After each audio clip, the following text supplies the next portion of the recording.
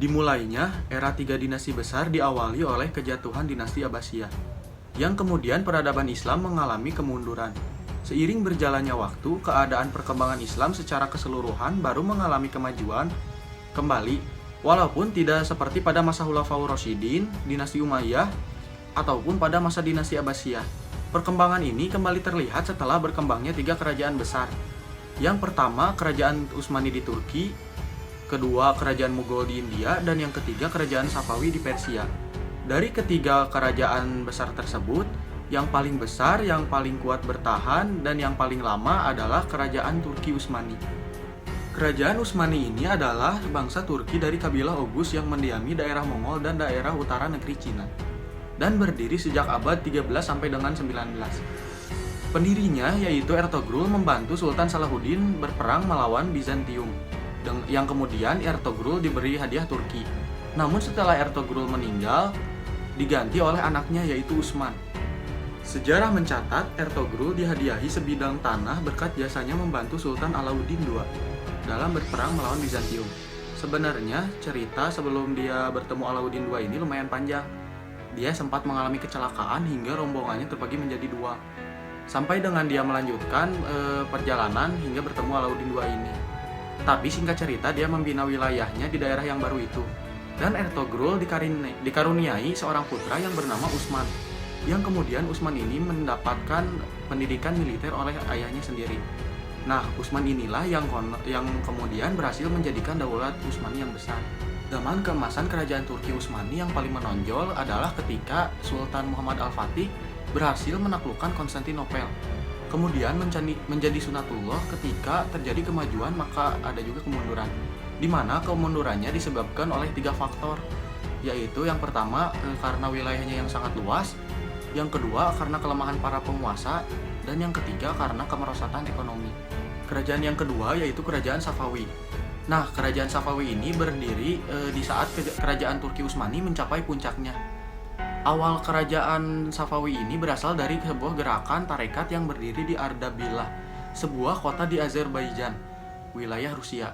Tarekat ini diberi nama Tarekat Safawiyah karena penggagas awal berdirinya Safawi adalah Syekh Ishaq Safiyuddin, atau lebih dikenal dengan Safi al-Din. Pada mulanya gerakan tasawuf ini untuk memerangi ahli bid'ah, namun perkembangannya menjadi sebuah gerakan Islam yang memiliki pengaruh yang besar di Persia. Nah, memang kerajaan Safawi ini bisa dikatakan mewakili sebuah kebangkitan Islam saat itu, yang menentang dominasi militer yang meresahkan dan eksploitatif. Kerajaan Safawi ini dahulunya adalah tarekat saja, namun kemudian menjelma menjadi militer yang akhirnya menjadi kerajaan yang sangat besar dan mempunyai pengaruh yang luar biasa. Kerajaan ini juga memiliki misi untuk memurnikan dan menjernihkan ajaran Islam. Gerakan keagamaan yang semula bertujuan memerangi orang yang ingkar dan ahli bid'ah, lama-kelamaan malah berubah menjadi tentara fanatik yang menentang kepada selain Syiah. Dalam perkembangannya, kerajaan Safawi ini dipimpin oleh Ismail yang baru berusia 17 tahun. Ismail beserta pasukannya yang berada di markas Ilan selama 15 tahun. Saat kepemimpinannya pada tahun 1501 Masehi, pasukannya dapat mengalahkan Aqoyunlu di Syahrur dan Tabriz, sehingga Ismail memproklamirkan dirinya menjadi raja pertama dinasti Safawi dan berkuasa selama 23 tahun. Kemajuan pada masa Safawi yang paling unik ada pada bidang pemerintahan dan politik. Struktur organisasi pemerintahan kerajaan Safawi secara administratif terbagi menjadi dua, yaitu horizontal dan vertikal.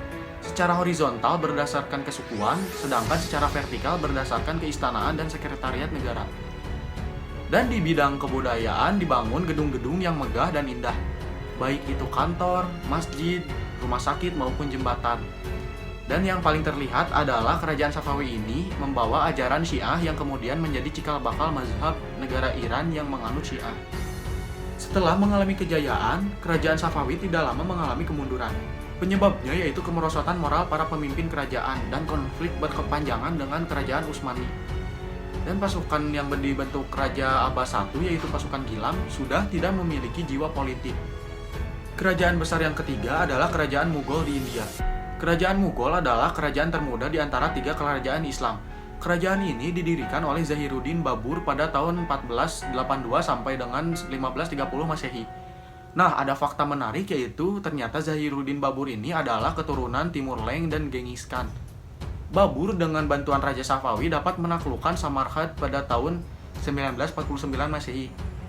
Tahun 1504 Masehi dapat menduduki Kabul, ibu kota Afghanistan. Setelah itu, Raja Babur mengadakan ekspansi yang terus-menerus. Kerajaan Mughal mencapai zaman keemasan pada masa Raja Akbar. Persoalan-persoalan dalam negeri bisa diatasi dengan baik. Bahkan mengadakan ekspansi sehingga dapat menguasai banyak wilayah. Jadi bisa dibayangkan betapa kuatnya penguasa saat itu. Semua yang dikuasai kerajaan tersebut diperintah dalam suatu pemerintahan militeristik. Nah, mungkin tidak asing bagi kita dalam sejarah peradaban Islam nama Gujarat, di mana nama Gujarat ini menjadi salah satu teori masuknya Islam ke Nusantara. Pada tahun 1858 Masehi, kerajaan Mughal mengalami kemerosotan.